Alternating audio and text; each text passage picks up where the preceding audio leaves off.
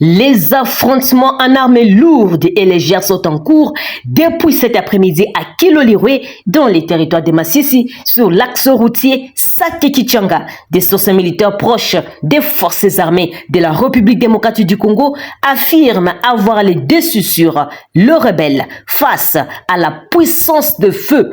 Les terroristes du M23 RDF reculent en abandonnant leurs armes, mais aussi leurs munitions de guerre. Bienvenue, chers téléspectateurs d'Afro Info 243, et merci de nous rester fidèles. Le capitaine Anthony Mwalushai, lui qui est le porte-parole des opérations Sokola, des opérations militaires dans le Nord Kivu, a informé le lundi que plusieurs groupes armés actifs dans la région de Beni profitent du phénomène Wazalendo pour commettre des bavures et aussi exactions contre la population civile. Les Wazalendo sont ces groupes de jeunes congolais et a pris les armes pour défendre l'intégrité et aussi la sécurité du pays contre le groupe armé, le mouvement terroriste et aussi d'autres groupes rebelles. Ces jeunes ont fait parler d'eux début octobre quand ils ont réussi à récupérer certaines localités occupées jadis par ces terroristes du M23 RDF, ce qui a permis à ces jeunes de gagner la sympathie de la population congolaise.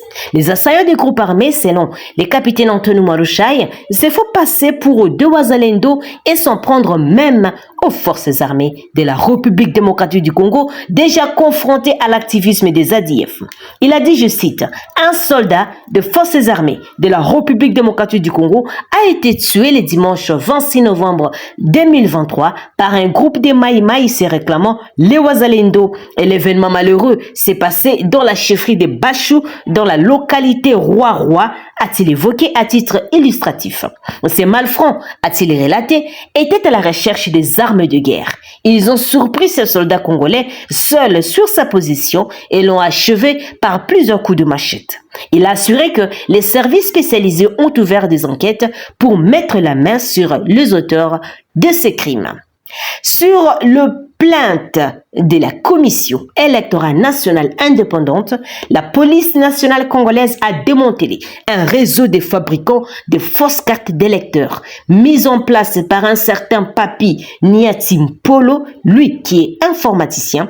La CENI, qui livre l'information ce mardi, fait savoir que 3 policiers nommés Nzunzi Kinzunga Njoli, brigadier chef Séraphin Mwanda Mwangala, mais aussi Gloire Mbala Louyeye.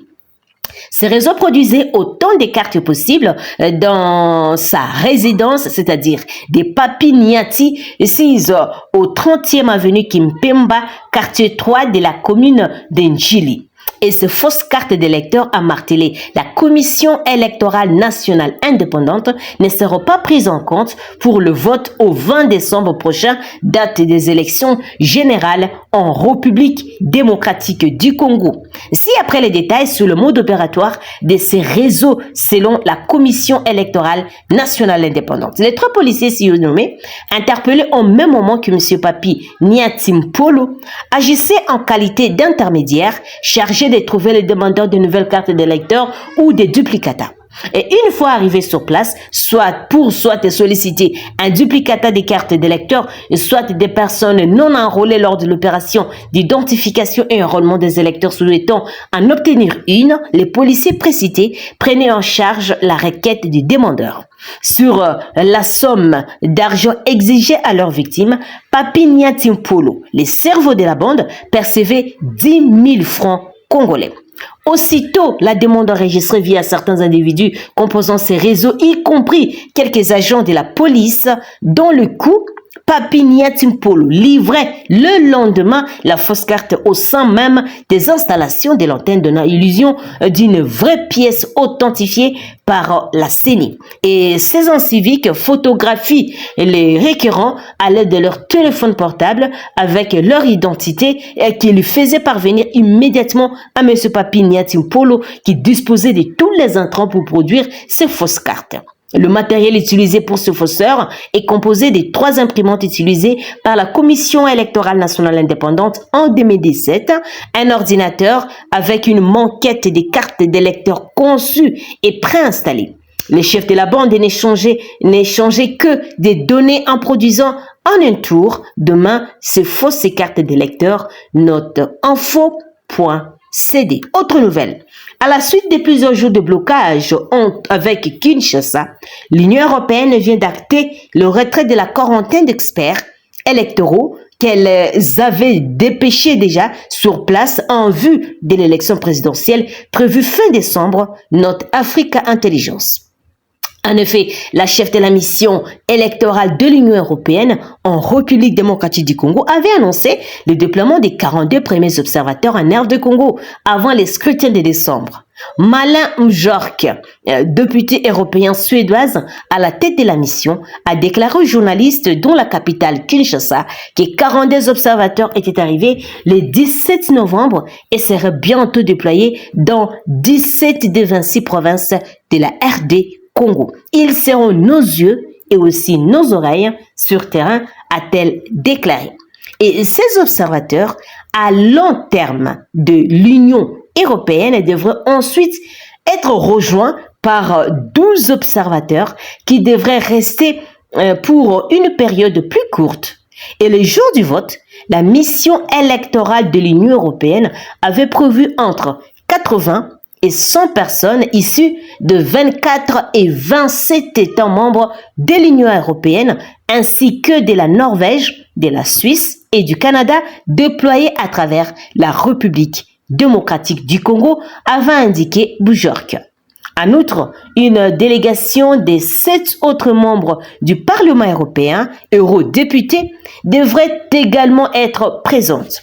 Et à la suite de plusieurs jours de blocage avec Kinshasa, la capitale, l'Union européenne vient d'acter l'annulation de sa mission d'observation électorale en République démocratique du Congo.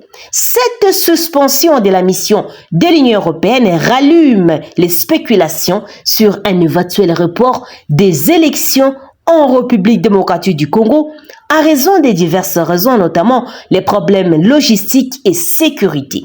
Cependant, cela soulève des préoccupations quant à la légitimité du processus électoral, mais aussi à la stabilité politique du pays. Les électeurs attendent depuis longtemps des élections libres, mais aussi équitables. Et tout retard pourrait compromettre leur confiance dans le processus électoral, note Congo virtuel. Merci, peuple congolais, de nous avoir suivis du début jusqu'à la fin. N'oubliez pas de vous abonner, d'activer la petite cloche de notification pour recevoir encore une fois nos informations à temps réel. Laissez-nous également des commentaires car vos suggestions et remarques, mais aussi les encouragements, nous poussent toujours à vous donner les informations vérifiées, vérifiables et à temps réel. Je suis Santi Chesenga, dans la province de l'Ituri, pour Afro Info 243. Mais d'ici là, portez-vous bien et à très bientôt. Au revoir.